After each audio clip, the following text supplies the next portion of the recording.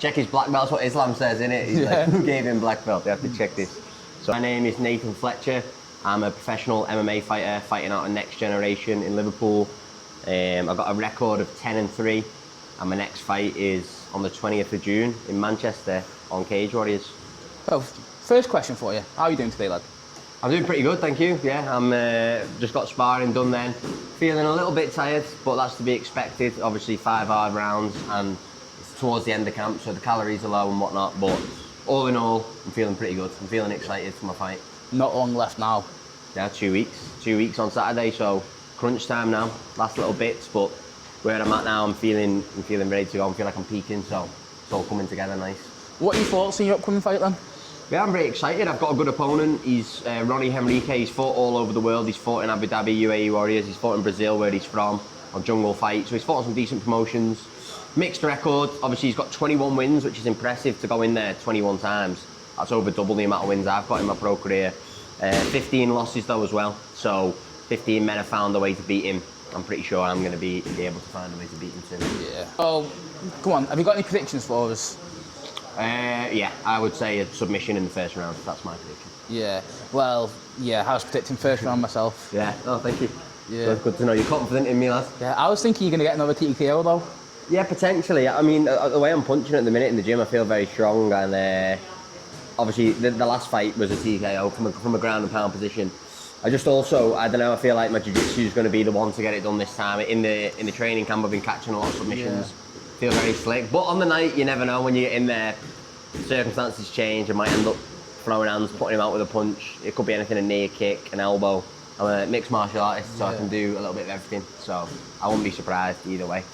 You're going out there to try and use Brazilian jiu-jitsu against the Brazilian guys?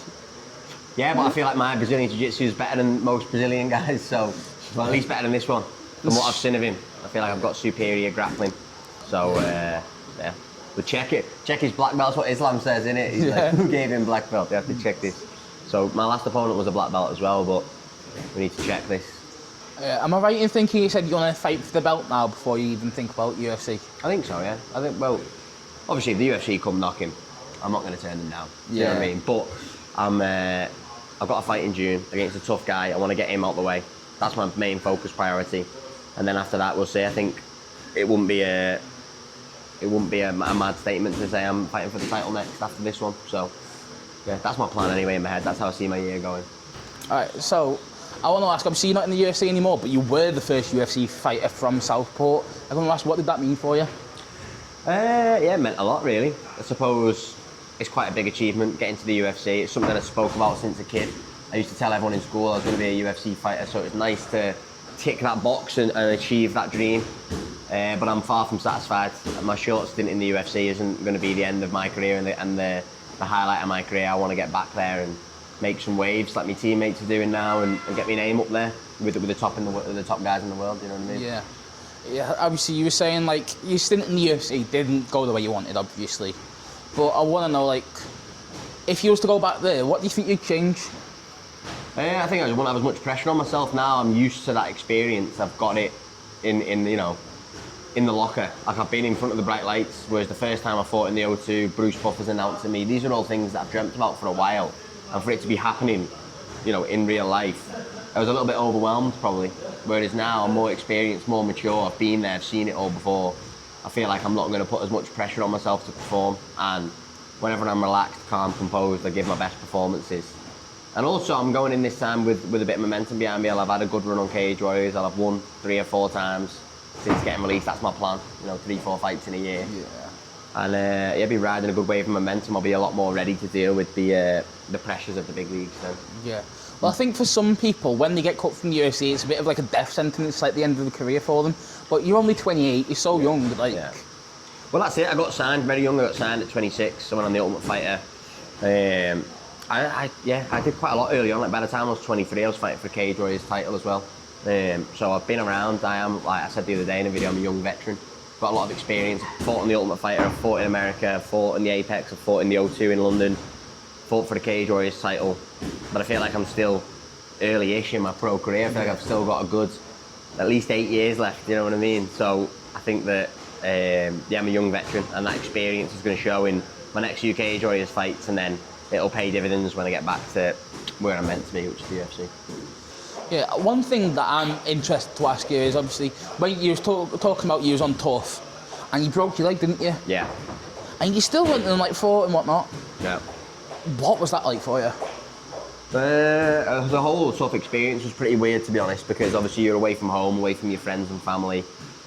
You've got random coach in your corner you've never trained with before. Do you know what I mean? So there's a lot of factors, and then on top of that, you break your leg in the first minute of a fight, and you've got to just keep cracking on. Adrenaline's a hell of a drug, so I didn't feel much really, to be honest. I knew something wasn't right because of the way I reacted off the kick, but you just push through, keep going, keep fighting. And it wasn't until about 5 or 6 days after the fight when I found out the x-ray that I'd actually broke my leg. So I was like limping around the house, you know, trying not to, I didn't want to look like a bitch, to be honest. So like when I see my opponent, I'd try and like walk normally on it and stuff and, you know, show a brave face. But then ultimately I had broke my leg, so I needed to have a bit of a rest, bit of time off and get recovered.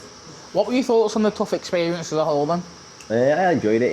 It was out of your comfort zone, I'd say. I was very out of my comfort zone, but I enjoyed that. You grow as a person whenever you do things outside your comfort zone. So all in all, it was a good experience, and I made some good friends on there. People who I still stay in touch with today. So yeah. All right, one last one for you then. Have you got a message to anyone who's watching the interview?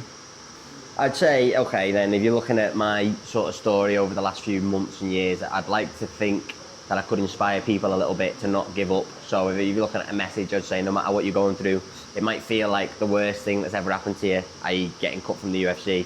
But if you can always maintain a positive mentality, flip it on its head, you don't know if it's going to be a good or bad thing. I'm telling myself now that being released is going to set me up for an even bigger second run in the UFC. So it's actually going to be a good thing. I'm able to step down a level, take a bit of pressure off myself, get some wins together and get back to the top of the sport on my terms.